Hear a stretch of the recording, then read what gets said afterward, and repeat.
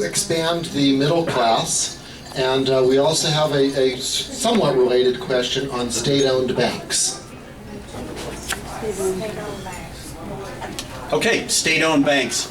Great idea. We used to use them in the past. It's certainly something I would be willing to entertain, but I'm not going to go into any more detail on that because I'm far more interested in how we can bring jobs to the middle class.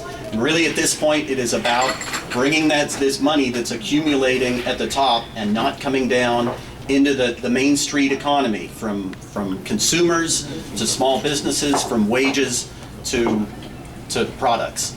That's where we need the motion, and this is where, again, we need to look at some tax reform to bring our corporations to stop thinking short-term stocks the way they pay their CEOs and start investing in America and American workers.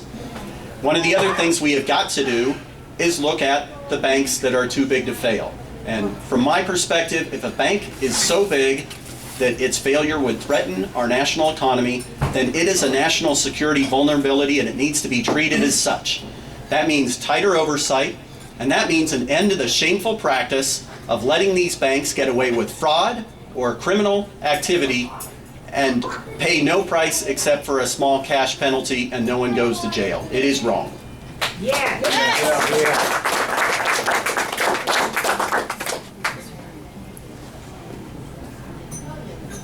I also support state-owned banks, but like Evan said, we need to get our hands around the whole federal banking system. I support Senator Warren's efforts with the Glass-Steagall Act, the new Glass-Steagall Act, to reform our banking industry and separate the commercial and security firms, because they are too big to fail. And it is ridiculous that you have, I read some story about teachers that went to jail for cheating, but you have bankers that collapse the whole system and nothing happens. Well, we need to send a real cop to Congress to put some handcuffs on these bankers. Okay? Absolutely.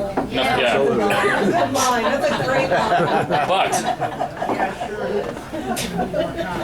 But going back to expanding the middle class, and I touched on that before, and that's one of my priorities. Like we said, Social Security and Medicare, helping the veterans.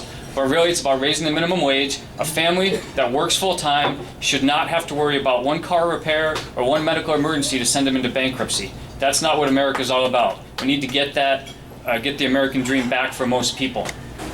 And also, like I said, college, making college affordable. I got 4 kids.